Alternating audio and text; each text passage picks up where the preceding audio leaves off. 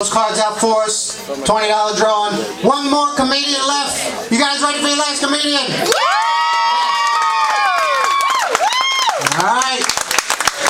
Guys all the way from New York, give a round of applause for Mr. David Szabo.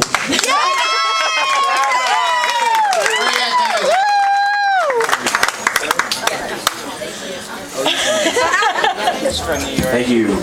A little bit about myself. Consider myself a man ahead of my time. My girlfriend says that's a fairly grandiose term for a premature ejaculator. But folks, I'm going to be honest.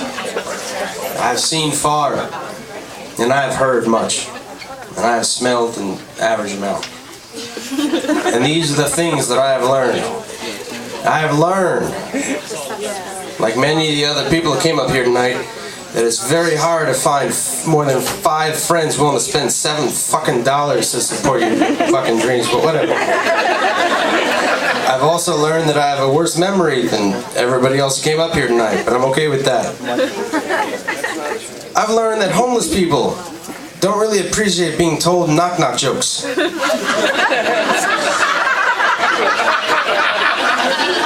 I've learned rubbing alcohol is not a product which combines my 2 favorite pastimes.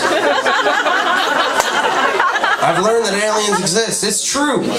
Last week, they beamed me up to their ship, and they had me down on an examination table. I was facing face down, naked. Yeah. And they lowered a machine from the ceiling. I looked up, I said, please tell me that's not an anal probe. One of the aliens said, don't worry, it's not a probe. He said, that really wasn't the word I was worried about. I've learned that potheads never watch the Weather Channel because they're not going anywhere. Who gives a fuck if it's raining outside if you're not getting off the couch? I've learned that it's actually dangerous to drive when you're high. Some people think it's no big deal, but it's very dangerous to drive when you're high. You could listen to a radio station you don't like for 10 minutes before you realize you can change it. I've learned the hard way what a simile is, because this is a sad story, but when I was a little boy, I had a younger brother. And my parents always said he was healthy as a horse, and then one day we were out playing and he broke his leg. So I shot him. I've learned that you should treat your body like a temple. But I'm an atheist, so I treat my body like a building I never go to. I don't treat my body like a temple. I treat my body like a beautiful woman I'm trying to sleep with. I ply it with drugs and alcohol. I've also learned that when all the comics have to sit at the bar and you're going up last, you should just tell the bartender I'm good, like halfway through the show. That's the truth. Here's another thing I've learned. I've learned that, this is through advice, apparently black is slimming when you wear black, because I'm trying to get in shape.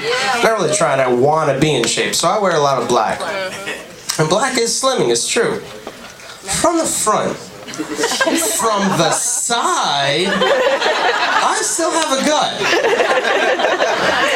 So if I see a pretty girl in a club, and I want to go up to her, I have to walk up like a crab. I don't know why I'm doing the claw thing, but if you're walking up to a girl like this, she's probably not really giving a shit what your hands are doing.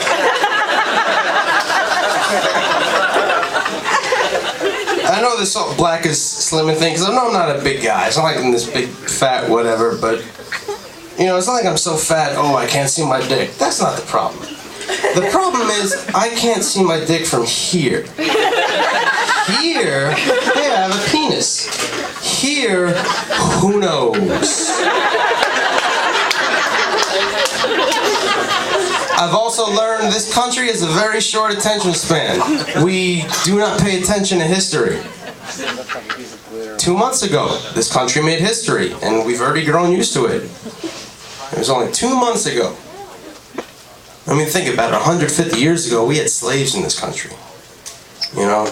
But 2 months ago, we did something I never thought I'd see in my lifetime. We put O.J. Simpson in jail. think you'd live to see the day? I know I didn't. Now, of course, I'm talking about Barack Obama, and what a, it's a hell of a thing, isn't it? It's a great thing. We finally have half of our first black president.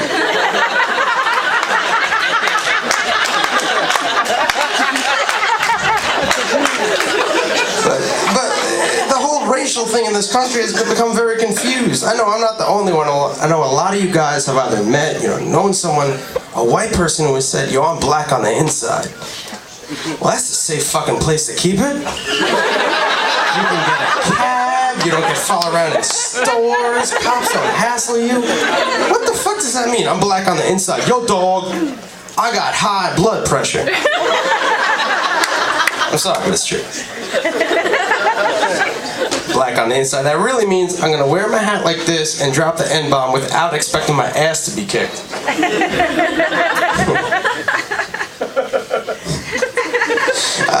All these racial jokes. I had a friend, he was from China, and he wouldn't have appreciated these. My Chinese friend thought I was a bigot. He called me a racist. I actually tried finding the guy. I looked him up on Facebook, since that seems to be the theme for tonight. I looked up my Chinese friend on Facebook. I typed in Joe Chu.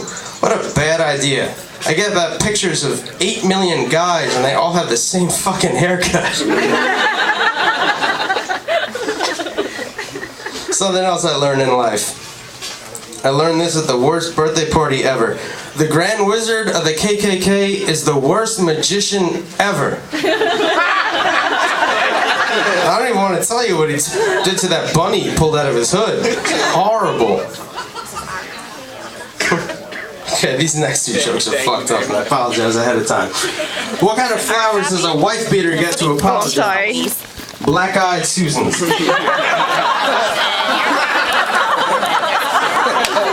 Hey, you think when a pedophile goes to a baby shower, he leaves disappointed? He probably showed up with false hopes and expectations.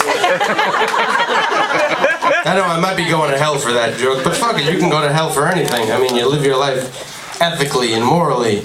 Whoops, you shoplifted when you were 10. Sorry, you're going to hell. But everybody goes to hell, so it must be such an awkward getting to know you phase. It's like being in prison. What you in for? I was a rapist, and I murdered, and I stole. What about you? I was a Jewish masturbator. I am Jewish. Some people have never met a Jew before, and they think Jews are monsters. But there are no Jewish monsters, except for Frankenstein, Mr. Wolfman. I'm Jewish and my girlfriend's not. That was kind of a problem for my parents at first. My mom used to say, what would your grandmother say if she was still alive? Get me out of this fucking coffin.